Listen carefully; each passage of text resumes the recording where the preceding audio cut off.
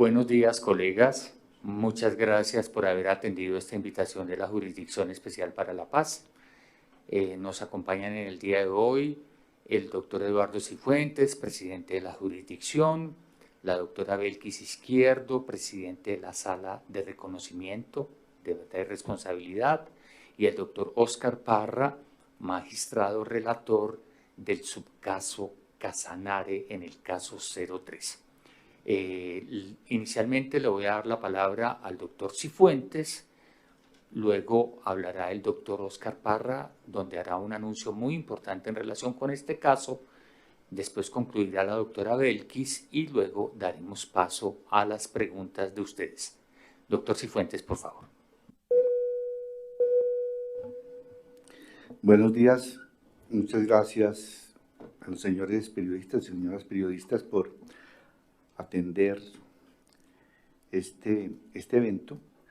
Se trata de un informe que vamos a presentar en relación con una decisión igualmente trascendental adoptada por la Sala de Reconocimiento. Le solicito a la presidenta, doctora Belkis, proceder a la lectura del comunicado correspondiente en el que se hace una síntesis de esa decisión. El doctor, el relator del caso, el doctor Óscar Parra. Muchísimas gracias. Antes de leer el comunicado, también solo explicarles muy brevemente, soy correlator en el macrocaso 03 con la magistrada Catalina Díaz y el magistrado Alejandro Ramelli. Este es un auto, vamos a hablar de un auto, de una imputación que hace la Sala de Reconocimiento en el marco del caso 3, en su subsala D, conformada por la magistrada Catalina Díaz, la magistrada Nadiezda Enríquez y el suscrito, el magistrado Óscar Parra. En esta decisión en particular, no participa el magistrado Alejandro Ramelli en relación con el macrocaso 03. La Jurisdicción Especial para la Paz imputa crímenes de guerra y de lesa humanidad a 22 miembros del Ejército, un funcionario del extinto DAS y a 2 civiles por falsos positivos en Casanare. Entre los miembros imputados de la Brigada 16 están el mayor general en retiro, Henry William Torres Escalante, 2 coroneles, 3 tenientes coronel y otros 10 oficiales, además de 6 suboficiales, un funcionario del extinto DAS y 2 terceros civiles. 303 personas fueron asesinadas y presentadas falsamente como guerrilleros o delincuentes dados de baja en combate. Mujeres, niños, niñas, adolescentes, adultos mayores y personas en condiciones de discapacidad cognitiva sufrieron daños graves, diferenciados y desproporcionados por las acciones de esta unidad militar. Los pobladores fueron estigmatizados y algunas familias padecieron con intensidad este fenómeno. Las víctimas eran equipadas con armas, munición y prendas para hacerlas pasar como combatientes. Los miembros de la Brigada 16 denominaban a estos implementos el kit de legalización. Más de 140 millones de pesos provenientes de los recursos de los contribuyentes sirvieron para financiar el accionar criminal de los imputados. Bogotá, 25 de julio de 2022. En la Brigada 16 se implantó una organización criminal compleja, que se valió de la arquitectura institucional del Ejército para presentar asesinatos y desapariciones forzadas como bajas en combate en Casanare entre 2005 y 2008. Así lo determinó la Sala de Reconocimiento de la JEP en su más reciente decisión, en la que estableció que bajo la comandancia del mayor general en retiro, Henry William Torres Escalante, se incrementó la presentación artificial de resultados operacionales en esta región del oriente del país. A través de este tercer auto de determinación de hechos y conductas que emite la JEP, dentro del caso 03, que investiga falsos positivos, se describe en detalle la masividad de una conducta que permeó la Brigada 16 en todos sus niveles, para llevar a cabo ataques organizados y a gran escala, con la intención de asesinar personas indefensas que eran presentadas como bajas en combate. Precisamente, en el expediente se documentó cómo, haciendo uso de su estructura, la conformación con militares que conocían la práctica y una mayor afluencia de recursos para pagos de información con recursos públicos, por ejemplo, el Gaula Casanare, que tenía alrededor de 70 militares miembros de dicha estructura, logró similares resultados consistentes en asesinatos a los obtenidos por todo un batallón de infantería, como el batallón de infantería número 44 Ramón Nonato Pérez Birno, conformado por más de 1000 hombres. En su mayoría, las víctimas fueron hombres entre los 18 y 25 años. Sin embargo, en el subcaso Casanare, la JEP acopió información sobre el asesinato de 9 mujeres, una de ellas en estado de embarazo, 2 que se desempeñaban como trabajadoras sexuales y un joven con orientación sexual diversa. Es por ello que por primera vez la JEP imputa el crimen de lesa humanidad de persecución por razones de género. También por primera vez, la JEP imputa el crimen de guerra de utilización de niños, niñas y adolescentes por el involucramiento de menores de 18 años como reclutadoras o personas encargadas de participar en el engaño que condujo a la muerte a algunas de las víctimas. ¿Quiénes son los imputados? La Sala de Reconocimiento de la JEP, dentro del subcaso Casanare, a través del auto 055, les imputó crímenes de guerra y de lesa humanidad a 22 miembros del ejército, un funcionario del extinto DAS y a 2 civiles reclutadores, por los asesinatos y desapariciones forzadas presentadas falsamente como bajas en combate por la Brigada 16 entre 2005 y 2008. Estos crímenes constituyeron casi 2/3 partes de los resultados que reportó esa unidad militar en la época. Por su participación en el asesinato de 303 personas, en 218 eventos ocurridos en Casanare, algunos municipios de Boyacá, Meta y Entame, Arauca, la JEP llama a reconocer responsabilidad a 22 máximos responsables y a 3 partícipes no determinantes, entre ellos un mayor general, 2 coroneles, 3 tenientes coroneles y otros 10 oficiales, además de 6 suboficiales. En su mayoría se trata de exintegrantes de la Brigada 16 que hicieron parte del Gaula Casanare, del Birno y de los batallones de contraguerrillas 23, 29 y 65, el DAS, además de 2/3 civiles. En calidad de autores mediatos, fueron imputados el mayor general en retiro Henry William Torres Escalante, el mayor en retiro Gustavo Enrique Soto Bracamonte, el teniente coronel en retiro Germán Alberto León Durán y el teniente coronel en retiro Henry Hernán Acosta Pardo. Estos deberán responder por los crímenes que se cometieron a través de los aparatos criminales enquistados en la Brigada 16, sobre los que ejercieron poder de mando. A título de coautores, fueron imputados quienes realizaron aportes esenciales dentro de los respectivos subaparatos criminales a los que pertenecían, a partir de una división de funciones.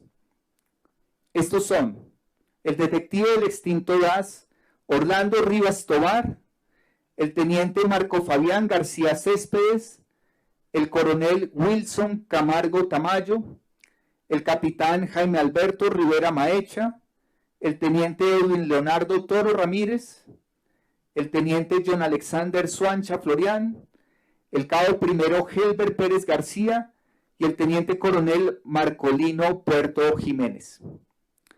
Bajo esta misma figura fueron imputados el capitán César Augusto Cómbita Eslava, el capitán Miguel Andrés Sierra García, el mayor Jorge Edwin Gordillo Benítez,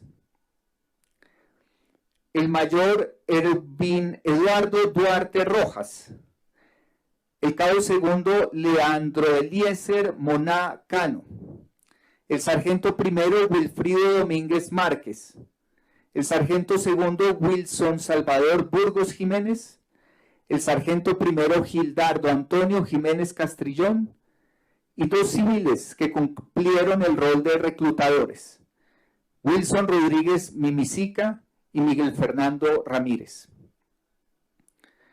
Otros responsables que para la sala de reconocimiento no detentan la máxima responsabilidad frente a los hechos investigados dentro del caso 3, asesinatos y desapariciones forzadas presentadas como bajas en combate por agentes del Estado, pero que a juicio de la magistratura deben ser llamados a reconocer responsabilidad en calidad de coautores, son el coronel en retiro Cipriano Peñas Chivatá, el teniente Samir Humberto Casallas Valderrama y el sargento segundo Faiber Alberto Amaya Ruiz. ¿Cuáles son los crímenes imputados? Con base en la Constitución Política y la jurisprudencia de la Corte Constitucional, los crímenes descritos fueron calificados a partir del Código Penal colombiano, el Derecho Internacional de los Derechos Humanos, el Derecho Internacional Humanitario y el Derecho Penal Internacional, incluyendo el Estatuto de Roma. La Sala de Reconocimiento de la JEP calificó los asesinatos y desapariciones forzadas como crímenes de lesa humanidad y crímenes de guerra. El Estado colombiano tiene la obligación de investigarlos, juzgarlos y sancionarlos. Tras un proceso de contrastación judicial dentro del subcaso Casanare, una de las 6 zonas priorizadas dentro del caso 03, la JEP determinó que los imputados hicieron parte de una organización criminal que se conformó dentro de la Brigada 16. Sus integrantes se separaron de las normas constitucionales y reglamentarias de las operaciones militares y llevaron a cabo ataques organizados y a gran escala que tenían la intención de asesinar personas indefensas que eran presentadas como bajas en combate. En su mayoría, las víctimas eran miembros de la población civil que nunca habían participado en las hostilidades y, aunque algunas fueron señaladas de ser guerrilleros, milicianos, auxiliadores de la guerrilla y, en algunos casos concretos, delincuentes o paramilitares, en el momento en que los asesinaron no participaban en combate alguno y tampoco existía información verídica que probara que habían perdido la protección que el derecho internacional humanitario otorga a los civiles en contextos de conflicto armado. Los 22 máximos responsables tuvieron un rol esencial y determinante en la configuración del patrón criminal y participaron en conductas especialmente graves y representativas, sin las cuales no se hubiera desarrollado y perpetuado el plan criminal.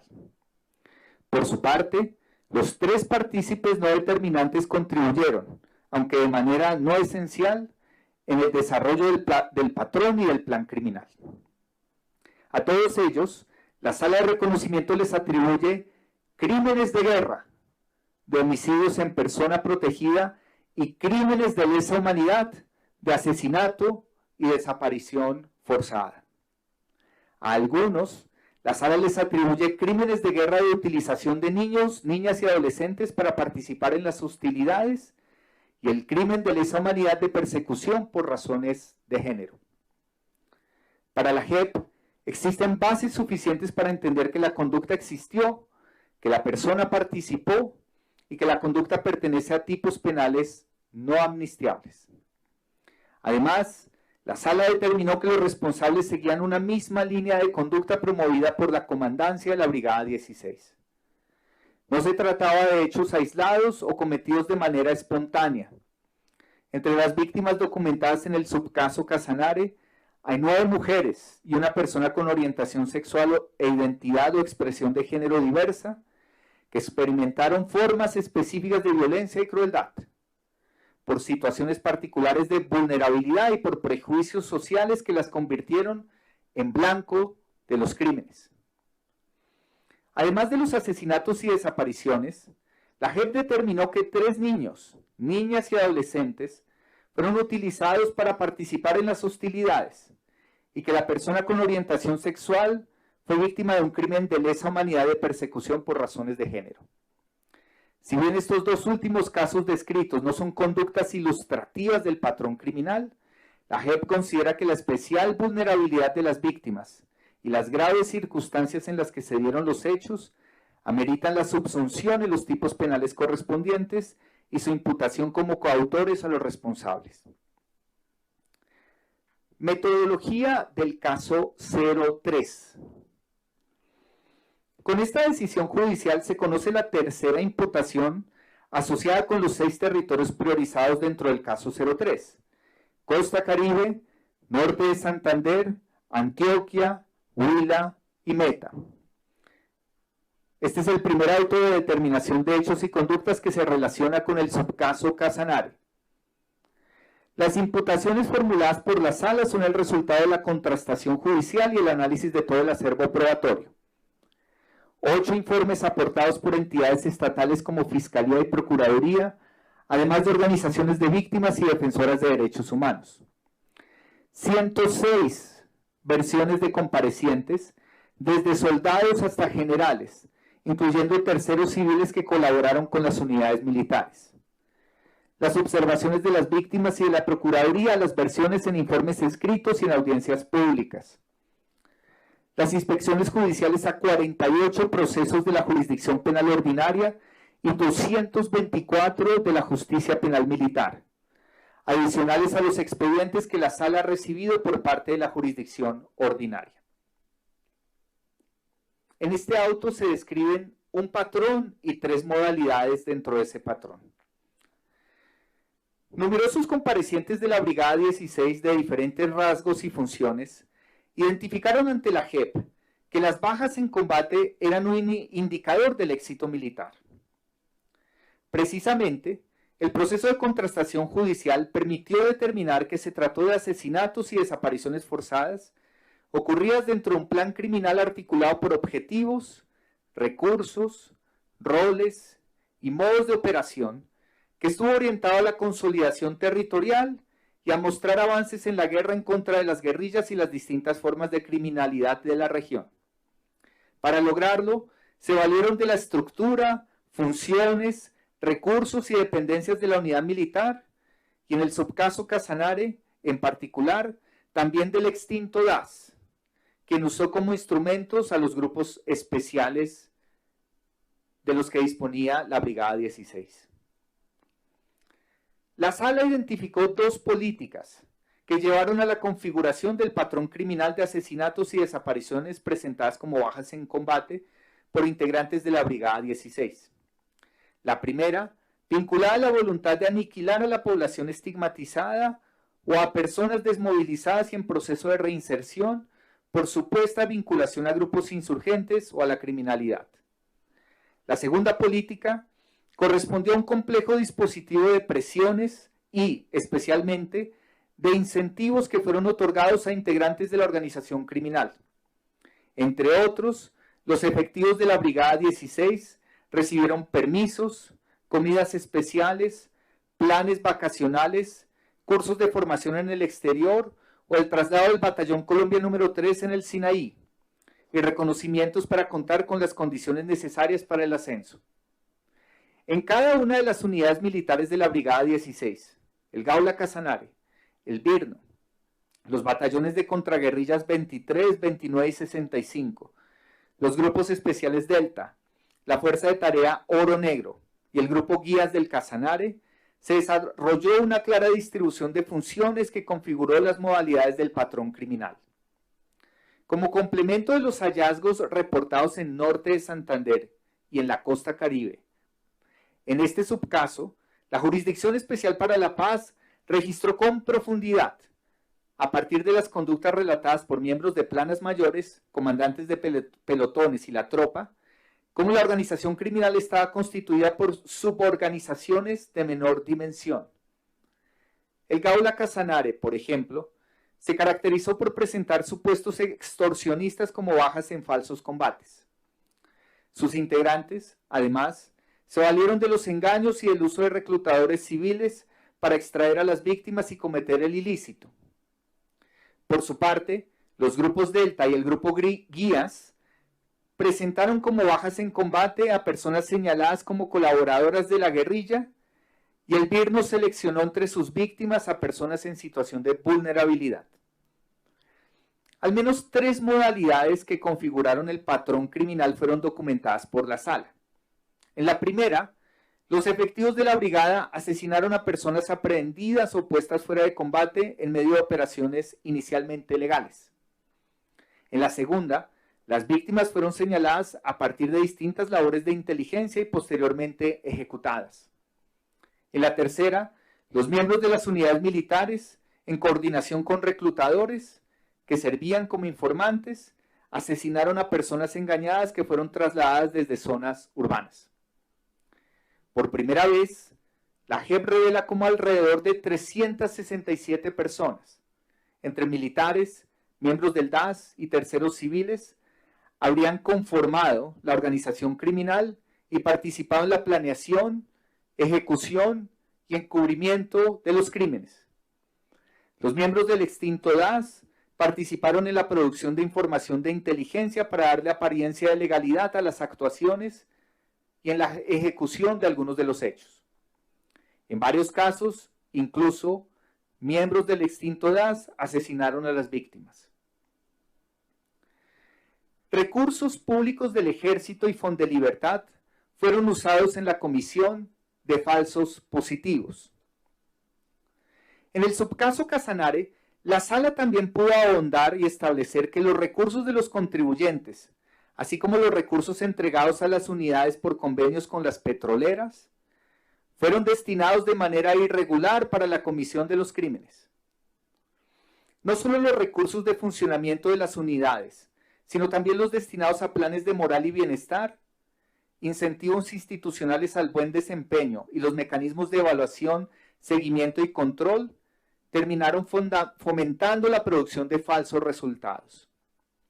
Especial mención merece el manejo de los recursos al interior del Gaula Casanare, que no los orientó a la lucha anti-extorsión y anti-secuestro, sino que destinó el dinero a financiar el reclutamiento, asesinato y posterior encubrimiento de las muertes ilegítimamente presentadas como bajas en combate. Esto permitió a una tropa de no más de 70 integrantes competir en el número de resultados con un batallón de infantería como el BIRNO, con el que se disputó siempre el primer lugar en la brigada. Quien fuera comandante del Gaula entre 2006 y 2007, confesó ante la sala de reconocimiento que los recursos provenientes de la Dirección Nacional del Gaula y de Fondelibertad fueron destinados para financiar a los reclutadores, darles dinero para su desplazamiento y comprar armas para implantar a las víctimas. Solo en el Gaula Casanare, al menos 140 millones de pesos, correspondientes a recursos de gastos reservados, fueron utilizados con este fin. Según dijo, cuando no había dinero, pedían prestados los insumos que necesitaban para legalizar las bajas en una ferretería y ajustaban cuando llegaban los nuevos recursos. ¿Cómo operaban los máximos responsables? La organización criminal que operó dentro de la Brigada 16 y que fue dirigida por su comandancia funcionó en forma de red. Las suborganizaciones que actuaban con autonomía, distribución de funciones y para lo estrictamente necesario,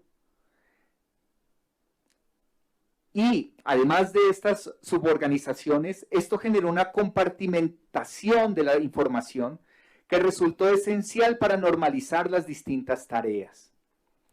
La estructura criminal se caracterizó por ser flexible y dinámica ante sus necesidades y los cambios institucionales. lo que facilitó la comisión de crímenes a partir de las distintas modalidades que hemos explicado. La información analizada por la sala indica que se consolidó un sistema de roles asignados en función de la especialidad de los efectivos militares. A la hora de seleccionar a las víctimas, se emplearon diferentes mecanismos: el engaño o la retención de personas con antecedentes o anteriormente vinculadas a grupos criminales, o que eran familiares de integrantes de estas organizaciones, o víctimas sin ningún tipo de relación con grupos ilegales o en estado de vulnerabilidad, como sucedió con el asesinato de una trabajadora sexual. Entre los crímenes documentados hay víctimas asesinadas en situación de total indefensión. La razón: los reclutadores las incentivaban a beber alcohol o consumir estupefacientes. También porque se seleccionaban perfiles específicos como ancianos, personas con deficiencias cognitivas o en búsqueda de oportunidades. Bajo estas circunstancias, no medio resistencia de las víctimas que eran llevadas al lugar de su ejecución. La sala también encontró prácticas de violencia extrema que reflejan situaciones de malos tratos previos a los asesinatos. La información documentada indica que los crímenes se dieron por 1. Presiones a todo nivel a través de los programas radiales, actas de compromiso, etc. 2. Amenazas dirigidas a quienes se negaban a participar en los hechos. 3. Incentivos como permisos, distintos recursos de los planes de bienestar y la pertenencia a unidades élite como los grupos especiales Delta o el Gaula. Sus integrantes, motivados por cumplir con demandas de sus superiores, conservar su posición en el ejército, acceder a recursos y acceder a descansos, se acoplaron a la organización. Asimismo, para encubrir las conductas criminales, 1. Los documentos operacionales eran elaborados con posterioridad a los hechos e incluían información que le daba un manto de legalidad. 2. Las víctimas eran reportadas como no identificadas para obstaculizar la judicialización. 3. Los cadáveres eran trasladados por los militares sin presencia de la policía judicial, lo que impedía una adecuada investigación. Y 4. Las víctimas eran equipadas con armas, munición y prendas para hacerlas pasar como combatientes. Los efectivos denominaban a estos implementos el kit de legalización. Asimismo, las muertes estuvieron acompañadas de la simulación de combates dirigidos a encubrir la conducta y bajo el concepto de guerra jurídica. El Estado Mayor de la Brigada 16 evitó las investigaciones ante las múltiples denuncias presentadas por la población civil y las autoridades.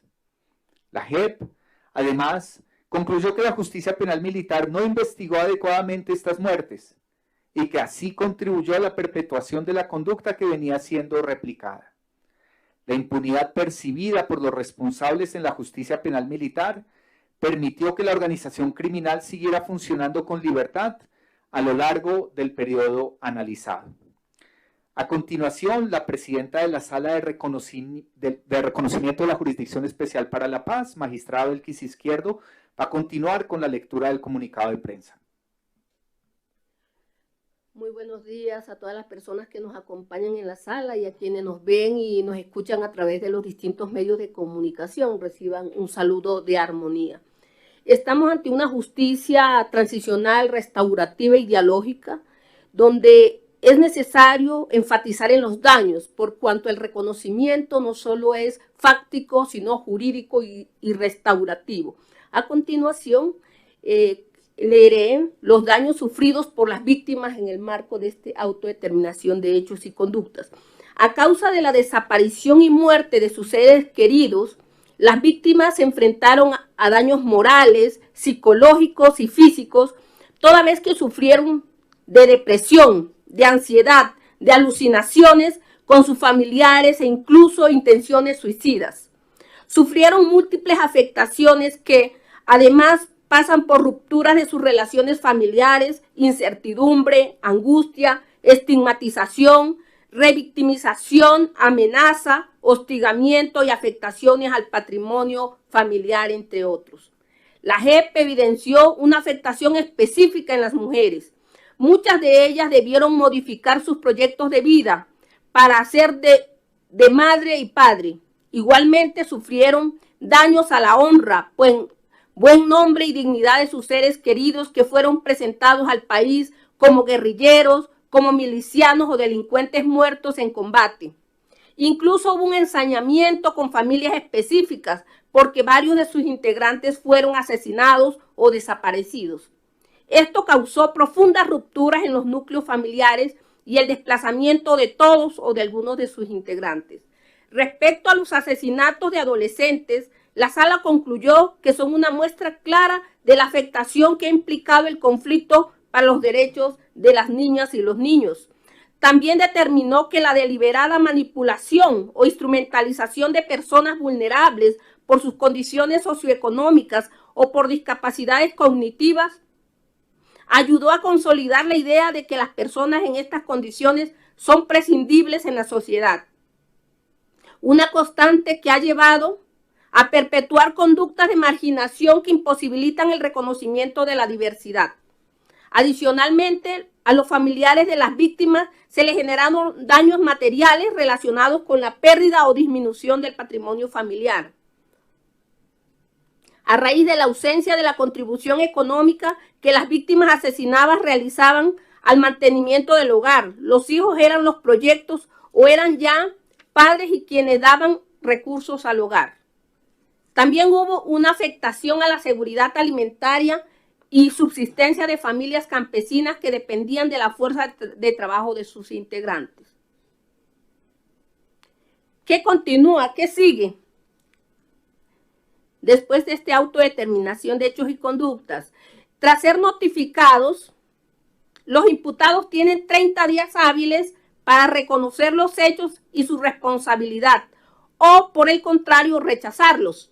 Igualmente pueden reaccionar aportando argumentos o evidencia adicional.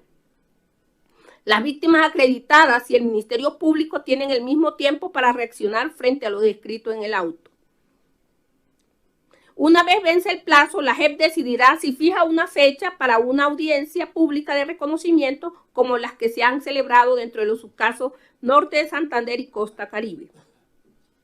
Si los comparecientes niegan su responsabilidad, se remitirá el caso a la Unidad de Investigación y Acusación de la JEP. Deben ser vencidos en juicios y podrán ser condenados con una pena de 20 años de prisión. Muchas gracias, magistrada Belkis y magistrado Oscar. Ahora vamos a una sesión de preguntas de los periodistas que están presentes hoy aquí en la JEP. Comenzamos con Felipe Morales de El Espectador y luego sigue Cristina Navarro de Caracol Radio. Felipe, por favor.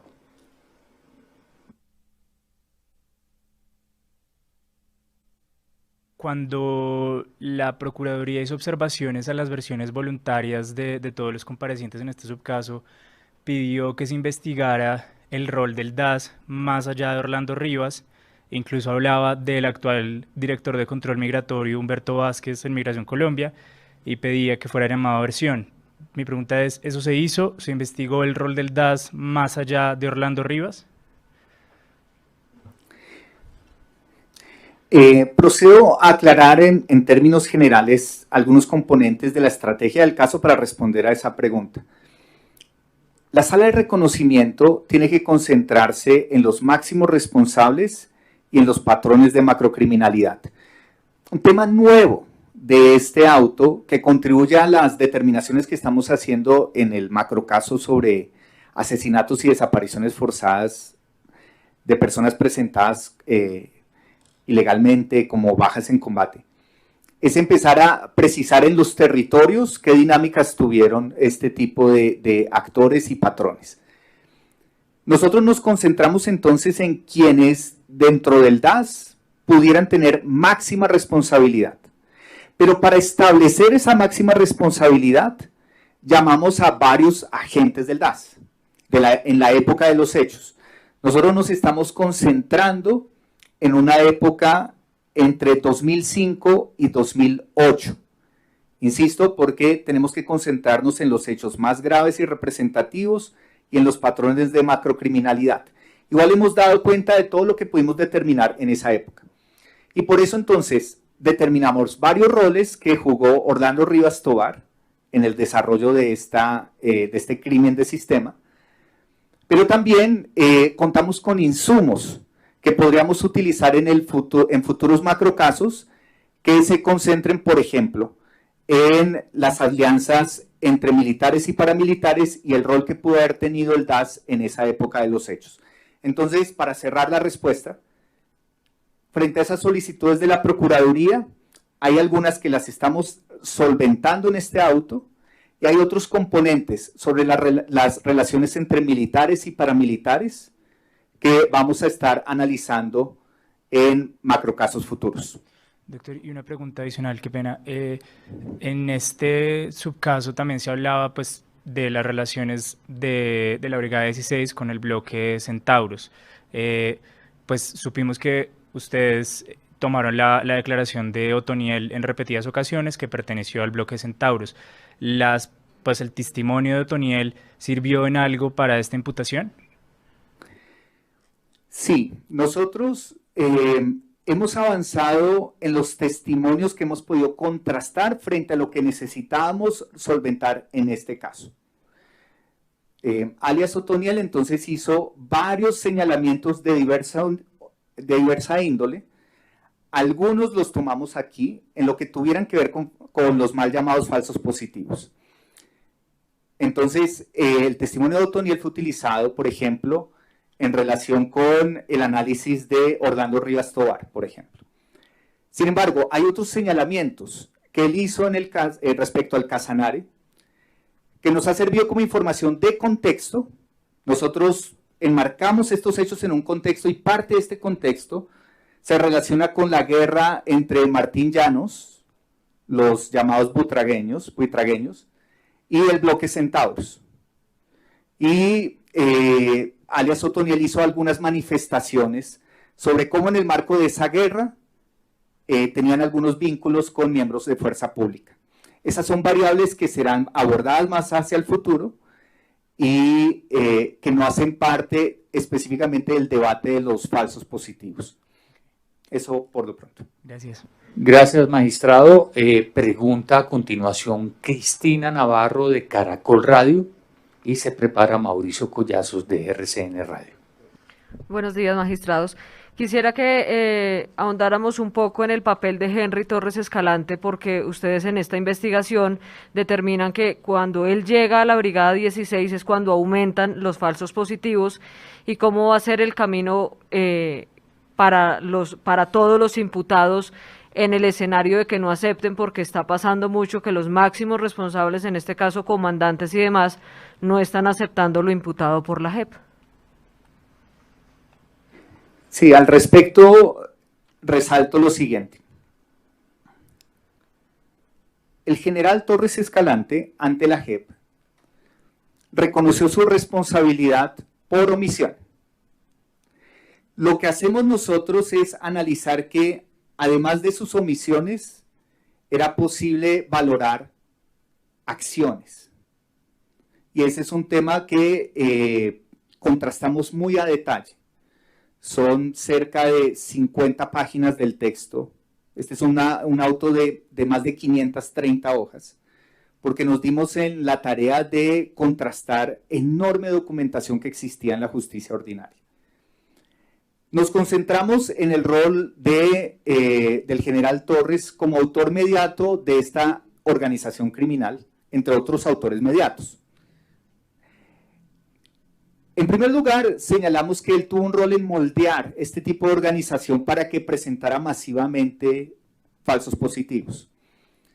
Es decir, esta unidad venía presentando resultados consistentes en bajas y había ilegalidades antes de la llegada de Torres. Pero él organiza las cosas dentro de la brigada para que esa producción de resultados operacionales ilegítimos fuera masiva.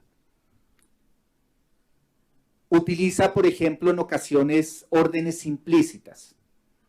Usted ya sabe lo que tiene que hacer no órdenes expresas, órdenes implícitas que muchos de los comparecientes ante la JEP fueron manifestando. Nosotros hacemos una relación detallada de todos los comparecientes que hicieron manifestaciones sobre ese tipo de órdenes que recibían. En segundo lugar, en esa época, el general Torres retransmitió presiones que se venían generando desde el más alto mando en el ejército. Nosotros aquí hemos documentado en este auto de más de 500 hojas que esas presiones venían desde el comando del ejército, desde la comandancia del general Montoya, Mario Montoya, en la época de los hechos. Eran presiones que venían desde la 4ª división, incluyendo al entonces general Guillermo Quiñones Quirós. Y entonces, que a nivel de todas las estructuras del ejército, entonces, desde la comandancia del ejército había presiones, desde la división había presiones, y entonces el general Torres en esa época retransmite esas presiones a sus unidades. En tercer lugar, resaltamos que el general Torres promovió competencias entre las unidades de la Brigada 16. Entonces, si avanzaba una unidad, le empezaba a pedir más resultados a otra unidad o decirle cómo la otra unidad estaba quedada en sus resultados, aun sabiendo que se estaban presentando muertes ilegítimas, asesinatos. En cuarto lugar, documentamos cómo el general Torres utilizó grupos especiales, pelotones especiales, que tuvo bajo el control y mando dentro del Estado Mayor de la Brigada, dentro de su comandancia. Se lo reservó para sí mismos. Nosotros versionamos a todos los comandantes de esos grupos especiales. ¿Y por qué esos grupos especiales también empezaron a presentar masivamente asesinatos? Y plantearon conocimiento desde el Estado Mayor, desde la comandancia del entonces coronel Torres, sobre lo que estaban haciendo esos grupos especiales que estaban adscritos directamente al comandante del batallón. En quinto lugar, sus acciones tuvieron un rol en relación con la impunidad que se estaba presentando en este tipo de casos.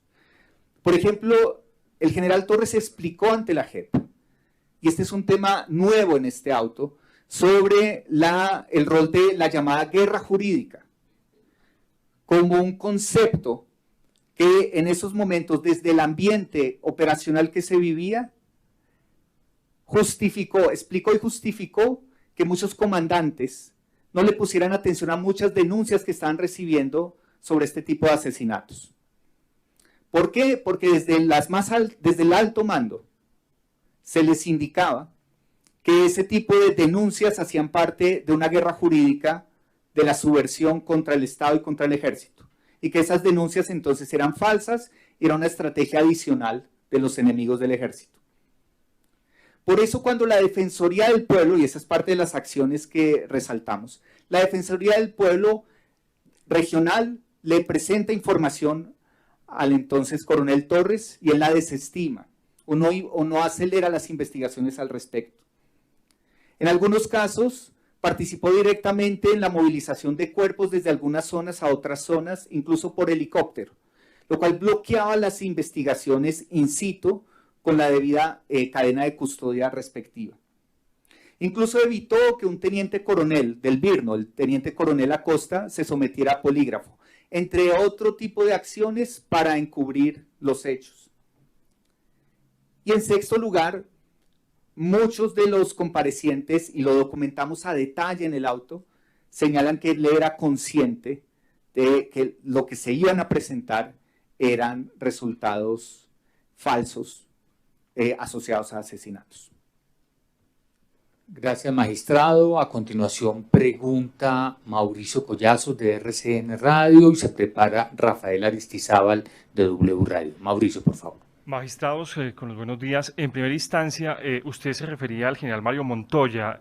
Al escucharlo, la profundidad de las investigaciones que ustedes han realizado en este subcaso, ¿qué otros detalles hay digamos, en torno al papel que jugó el general Mario Montoya para, por ejemplo, en este episodio, y tienen más elementos entonces para posibles imputaciones o formulaciones en el caso, digamos, de él? Sería la primera pregunta.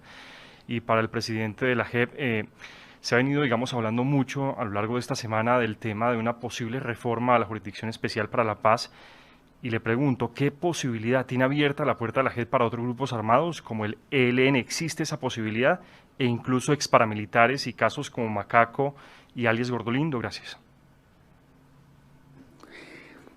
Respecto a su primera pregunta en torno al general Montoya, dado que en este auto no hacemos una imputación al general Montoya, voy a ser muy sintético en la respuesta respecto a lo siguiente.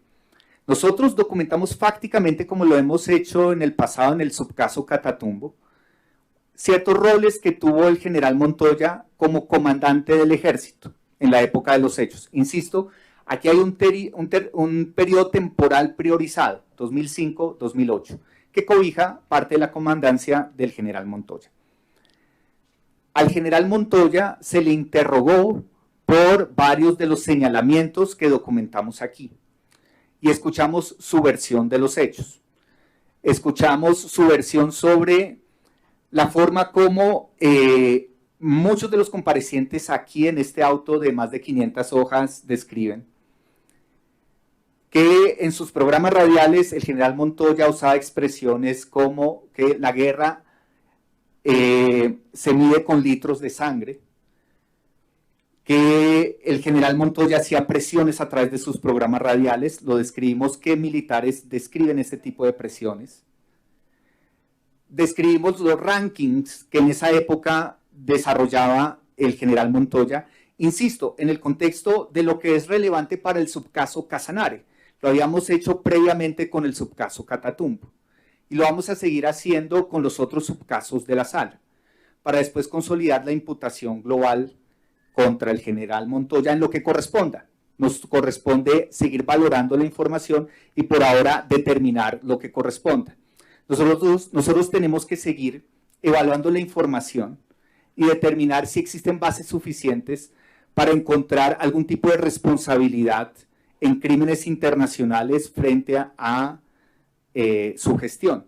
Entonces, aquí nosotros hemos documentado estas presiones, la existencia de menciones en los programas radiales del general Montoya a que le decía a las unidades que no presentaban resultados operacionales que no se siguieran robando el sueldo, el tablero de control que él utilizaba y que exigió en todas las unidades militares, incluyendo en Casanare, y el conjunto global de presiones que él desarrollaba.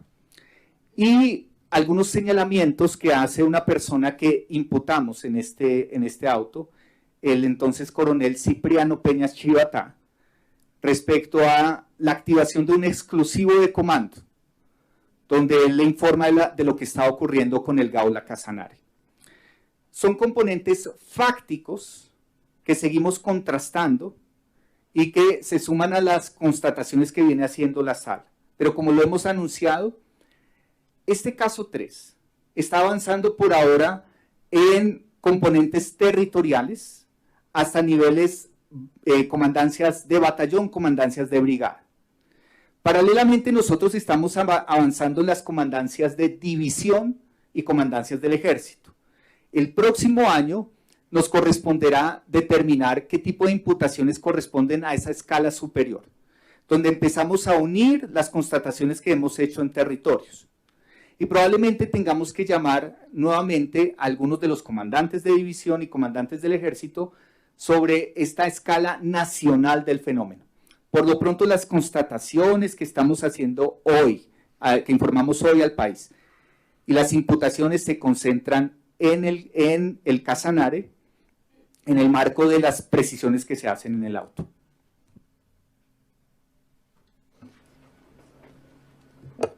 Sin duda alguna, es necesario dar un cumplimiento integral al acuerdo de paz y proseguir todos los esfuerzos con el objeto de también completar ese proceso de paz, y esa es una tarea que le compete al nuevo presidente y al Congreso de la República.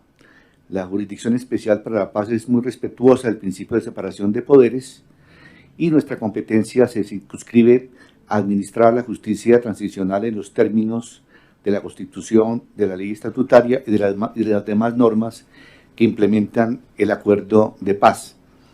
Pero ahora, en relación con la misma pregunta que se ha hecho anteriormente al magistrado relator, quisiera señalar que es importante tomar en consideración que este caso 03 avanza, y avanza aceleradamente con el objeto justamente de determinar la responsabilidad que le corresponde a las instancias superiores en la cadena de mando.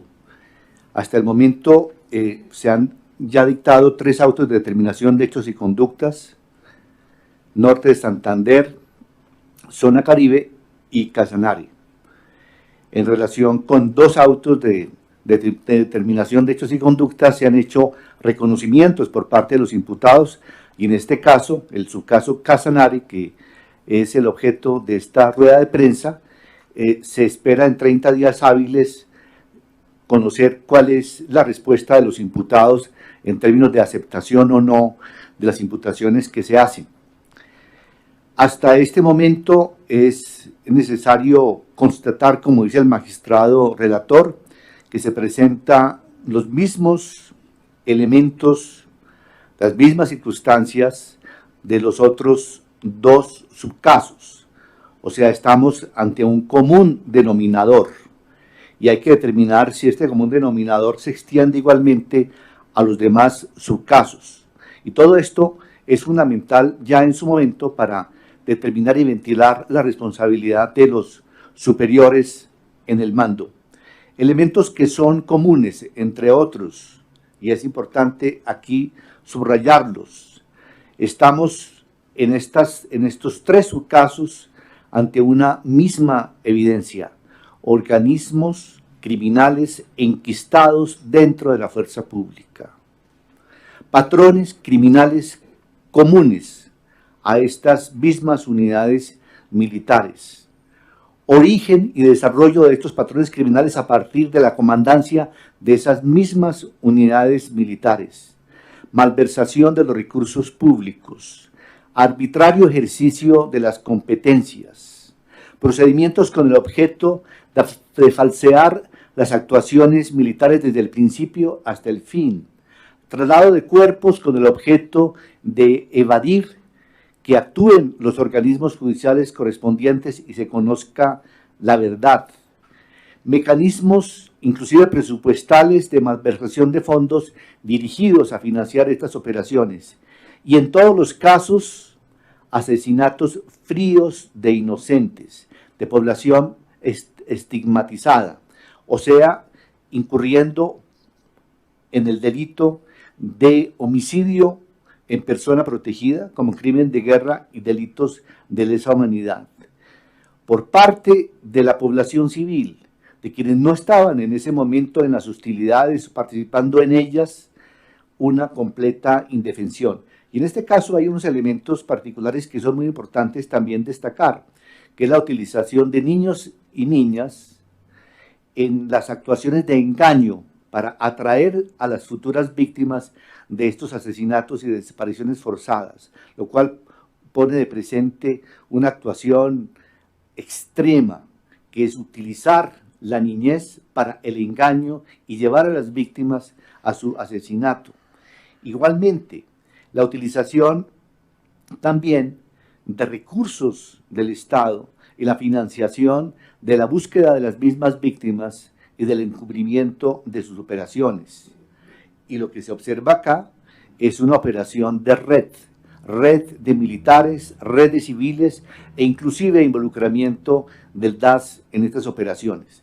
Quiero pues insistir cómo se está avanzando en cada uno de estos subcasos. Se han encontrado elementos idénticos que señalan un mismo factor común, una operación común, un conjunto de acciones que hacen que todas estas actuaciones tengan un idéntico parecido de familia en términos de crímenes de guerra y delitos de lesa humanidad. Y de otra parte, un involucramiento siempre de unidades militares que buscan mostrar éxitos militares sobre la base de delitos y crímenes de guerra y que estigmatizan a población, trabajadores sexuales, población realmente vulnerable, personas que buscan oportunidades. Esto obliga a la jurisdicción, y es lo que está haciéndose en el marco del caso 03, a ascender en la cadena de mando para asignar las correspondientes responsabilidades. Gracias, magistrados Cifuentes. El turno para preguntar le corresponde a Rafael Aristizábal de W Radio y se prepara Jan Ramírez de Radio Nacional de Colombia. Rafael. Buenos días a todos. Mis preguntas son dos preguntas muy concretas para el magistrado Oscar Parra. La primera, sin duda el máximo funcionario del DAS es Orlando Rivas, que era el director seccional del DAS en Casanare. ¿Qué otros funcionarios del DAS incurrieron en esta situación, en estos crímenes y no, pues por la naturalidad del proceso, no son calificados como máximos responsables? Y de otras entidades, porque ustedes mencionan allí, por ejemplo, el tema de los dineros que venían de Fondelibertad. Y la segunda pregunta es, ¿qué pasó con el coronel Jorge Arturo Romero? ¿Cuál es el análisis que hizo la sala del coronel que actualmente es el alcalde de Fomeque? Gracias. Sí, muy brevemente estoy buscando los datos de todas las personas del DAS que estuvimos involucrando en su momento. Nosotros, por ejemplo, llamamos a algunos miembros del DAS para interrogatorio, algunos como sometidos a la JEP porque lo habían hecho, otros como testigos, como declaraciones juradas. Entonces llamamos a interrogatorio a Wilson Daniel Sánchez, a Álvaro Rojas Manjarres, a Pedro Sarmiento, a Neider de Jesús Calderón, con base en esos elementos fuimos constatando algunos de los componentes del involucramiento del DAS en esta práctica. ¿Qué fue lo que dijimos entonces específicamente sobre Orlando Rivas, pues de cara a estos componentes del DAS en la materia? Lo que señalamos en su momento, en el marco de este auto, en primer lugar, es que ellos tuvieron un rol, por ejemplo en el caso de Rivas, en haber planeado, dado órdenes y encubierto hechos de muertes ilegítimamente presentadas como bajas. Eso le imputamos a Orlando Rivas. Le imputamos también otros componentes más asociados a sus roles dentro como coautor en el marco de este aparato criminal. Ahora bien, sobre lo que usted me comenta sobre el entonces coronel Romero. Nosotros interrogamos a todo el Estado Mayor de la Brigada 16, incluyendo al señor Romero. Lo que nos corresponde como sala de reconocimiento es establecer cuál es la prueba específica que tenemos frente a cada persona para determinar si es máximo responsable. Por eso es que hay una cantidad importante de personas, y esto es importante resaltarlo. En la Brigada 16 en esa época había aproximadamente 4.700 personas, entre militares, administrativos, etc. De las piezas procesales en la justicia ordinaria, nosotros encontramos un posible involucramiento de 367 personas en estos más de 300 hechos. Y hemos imputado 22 máximos responsables. Entonces hay unos componentes argumentativos sobre lo cuantitativo y lo cualitativo del rol de estas personas en los patrones y en el plan criminal.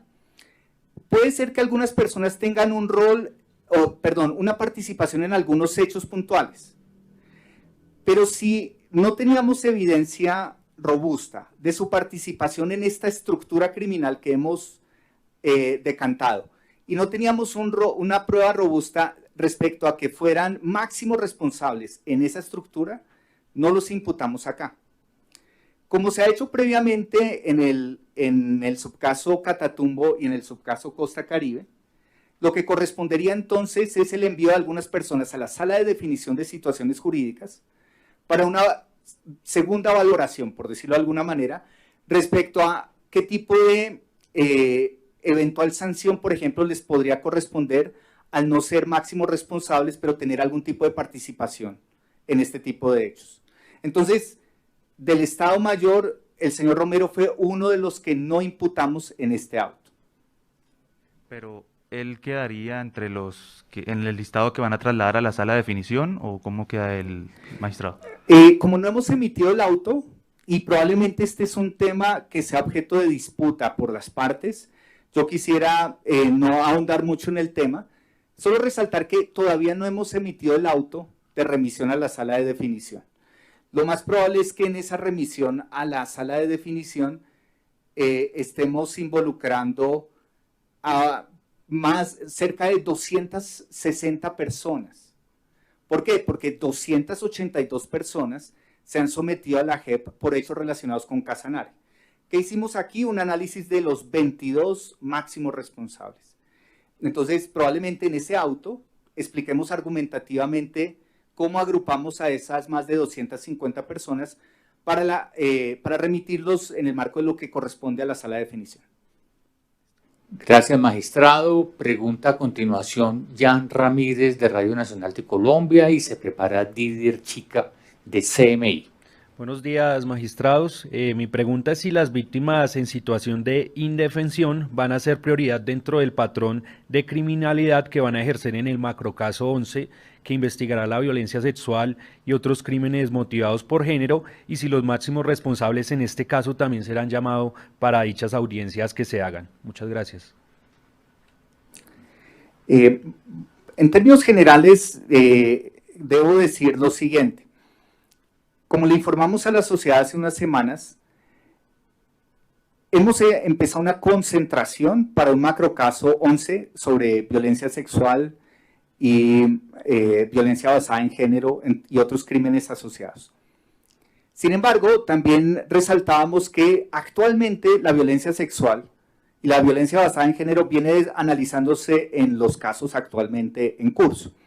Incluso en la imputación del caso de secuestro hay una imputación por violencia sexual. Entonces, esas imputaciones siguen su curso. En el macrocaso en el que están, allí corresponde valorar el reconocimiento que surge. Pueden surgir diálogos con lo que se determine en el futuro macrocaso 11, puede ocurrir. Pero por lo pronto, lo que estamos haciendo es que en los 7 macrocasos que tenemos, estamos documentando violencia sexual, violencia basada en género, y donde tengamos elementos para imputar, lo vamos a hacer. Y poco a poco, en el macrocaso 11, se irá estableciendo una estrategia. ¿Qué estamos haciendo ahorita? Determinar el universo de hechos, consolidaremos la estrategia, y poco a poco, lo que no se haya determinado en los macrocasos actuales podría complementarse en el futuro. Eso por ahora. Bien, muchas gracias. A continuación pregunta Didier Chica y la última pregunta estará a cargo de Catalina Vargas del canal Caracol. Didier, por favor. Muy buenos días para todos. Sobre la imputación, quiero preguntar al magistrado si dentro de estos 2 militares hay algunos que estén activos, cuáles son los rangos y qué va a pasar con ellos. Es decir, ellos podrían aceptar su responsabilidad e ir a una audiencia continuando como activos en el Ejército Nacional. Y quisiera insistirle al presidente sobre el gran debate que hay por lo que ha dicho el presidente del Congreso de las eventuales modificaciones o reformas a la JEP. Magistrado, ¿usted cómo ve la posibilidad de que la JEP sea reformada y que haya la posibilidad de que un eventual diálogo con el ELN también le abra las puertas de la JEP al ELN? Esas 2 preguntas. Muchas gracias.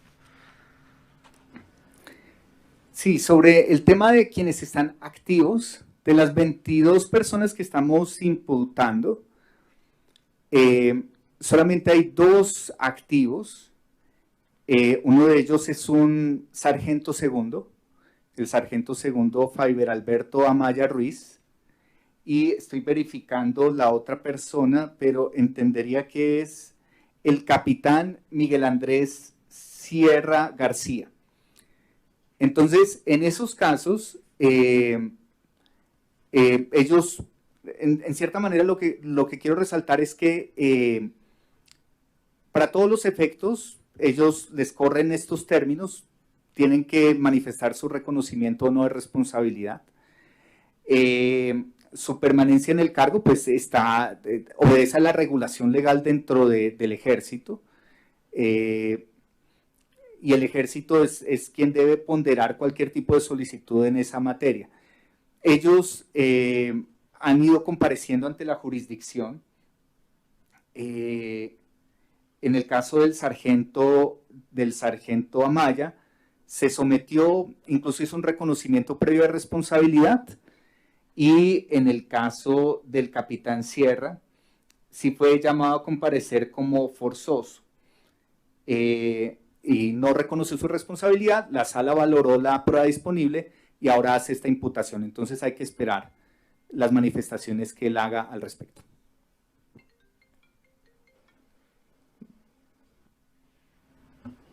Sí, la paz total es una exigencia que se deriva de la propia Constitución.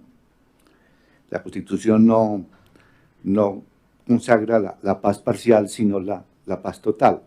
Ahora, le corresponde a la Jurisdicción Especial para la Paz ejercer sus competencias en materia transicional en los términos de la Constitución y de la ley.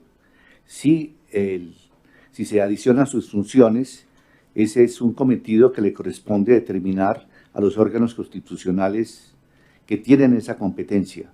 La Jurisdicción Especial para la Paz es respetuosa de las determinaciones que surgen del Congreso, del presidente, siempre y cuando que estas sean decisiones adoptadas en el marco de la Constitución política. Gracias, magistrado. A continuación, pregunta Catalina Vargas del canal Caracol y se prepara por Teams Marta Cecilia Delgado del periódico El Maracanazo. Catalina, por favor. Buenos días para los tres. Mi pregunta va encaminada a lo siguiente. ¿Qué va a pasar si, por ejemplo, en el caso del general Henry Torres Escalante hace una aceptación parcial de la imputación que se acaba de anunciar el día de hoy, o también en el caso de los otros militares? Por decirlo así, puede aceptar los cargos o la imputación solo por omisión, pero no por el resto de los delitos que hoy se le imputa. ¿Qué va a pasar si eso solo es de manera parcial? ¿Cuál va a ser el camino y el paso a seguir? Gracias. Sí, yo quisiera abstenerme de contestar la pregunta, pero por posible prejuzgamiento. Es decir, no sabemos qué va a decir el compareciente y probablemente eso sea valorado por la sala. En el pasado, en términos generales, como ustedes lo han visto en las audiencias, los reconocimientos han sido muy robustos y las personas que han ido rechazando las imputaciones, pues están enfrentando el procedimiento adversarial. Este escenario, que podría ser como intermedio entre las dos cosas, no es un escenario que hayamos valorado tan a detalle en la sala, y que obviamente vamos a tener que escuchar al Ministerio Público, a las víctimas y pronunciarnos si eso llegara a pasar. Pero no sé, y dejaría en esos términos mi respuesta para no comprometer mi opinión. Muchas gracias, magistrado. Ahora nos conectamos vía Teams con Marta Cecilia Delgado del periódico El Maracanazo. A ver si tenemos conexión con Teams. Marta Cecilia. Hola, muy buenos días para todos los magistrados y para los periodistas que acompañan la sesión. Me encuentro en Montreal, Canadá, y la comunidad colombiana desde aquí pregunta, frente a la responsabilidad del gobierno y la confesión de algunos militares de los hechos atroces que han sucedido como crímenes de Estado, que en este momento se están juzgando por la JEP, quisiéramos saber, el gobierno tiene que presentar, aparte de sus militares, en sus estrados, alguna ponencia, algún descargo o algún reconocimiento público a nivel nacional e internacional por los hechos sucedidos, y si finalmente la comunidad internacional presentará algunas sanciones al respecto. ¿Están ustedes vinculados con las organizaciones internacionales que defienden los derechos humanos en el mundo?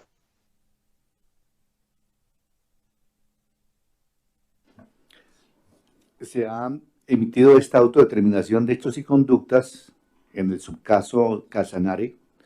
Aquí se formulan imputaciones y el paso siguiente se circunscribe a la respuesta que a estas imputaciones tienen que hacer en los próximos 30 días hábiles los imputados, en el sentido de aceptarlas o rechazarlas, y eso hace parte del procedimiento ante la Jurisdicción Especial para la Paz. Sí, yo también complementaría en el siguiente sentido, y es, nosotros venimos desarrollando diálogos y articulación con varios organismos internacionales. Tenemos reuniones periódicas, por ejemplo, con miembros de la Comisión Interamericana de Derechos Humanos. Recientemente nosotros tuvimos una reunión de trabajo con la presidenta de la Comisión Interamericana de Derechos Humanos, Yulisa Mantilla, y en ese contexto a las organizaciones internacionales de protección de derechos humanos estamos continuamente informando lo pertinente. Lo hemos hecho ante los comités de Naciones Unidas cuando lo han requerido. Cada comité hace una evaluación sobre Colombia y el tema de acceso a la justicia está presente, y la jurisdicción entonces ha continuado ese tipo de diálogos. Y en el tema que nos ocupa sobre asesinatos y desapariciones forzadas presentadas como bajas en combate, hemos seguido entregando información, explicando la metodología de nuestro trabajo y avanzando en la rendición de cuentas en lo que corresponde en lo nacional y en lo internacional. Gracias, magistrado. No sé si alguno de los otros magistrados o el doctor Cifuentes o la doctora Belkis quisieran agregar algo más, o si no, daríamos por terminada esta comparecencia a la prensa. Doctora Belkis. Sí, solo para efectos de pedagogía de los medios y de la sociedad en general, la autodeterminación de hechos y conductas que estamos a portas de, y que es el motivo de esta rueda de prensa, hay que diferenciarla a la resolución de conclusiones. En esta providencia, la sala de reconocimiento lo que está exponiendo son unos resultados de los procesos de revisión, de análisis y contrastación de las distintas fuentes de información, entre las que se encuentran los informes de víctimas y de las instituciones del Estado, las versiones voluntarias, las observaciones de las víctimas a esas versiones voluntarias de los comparecientes, a los expedientes judiciales y avances investigativos y de otras jurisdicciones, que en el caso Casanare, que es en el día de hoy estamos haciendo pública esta decisión, se refiere a un marco temporal también de 2005 al 2008, dentro de un subcaso de las 6 zonas del territorio priorizado, como ya se ha venido exponiendo. Entonces, lo que se busca aquí es determinar esa existencia de patrones macrocriminales, identificar máximos responsables y partícipes determinantes que van a ser llamados a reconocer responsabilidad, y esa responsabilidad en 3 dimensiones, en su dimensión fáctica, jurídica y restaurativa. Por ello, se ha insistido que una vez se coloque a disposición de los comparecientes esta autodeterminación, pues tienen 30 días para iniciar ese proceso de reconocimiento, y existen 2 vías, unos que irán a la huida, otros dependiendo de si hay aporte o no de reconocimiento de responsabilidad. Esto para efectos de tenerlo claro, porque posteriormente ya se emitiría una resolución de conclusiones y de acuerdo a esto se remitirá ya sea a la sala de definición de situaciones jurídicas, dependiendo del caso. Muchas gracias. Gracias, magistrada Belkis. Bueno, les agradecemos mucho a los colegas que asistieron a esta invitación y a los que se conectaron por Teams. Hasta aquí llega esta rueda de prensa. Gracias por su atención. Gracias, magistrados.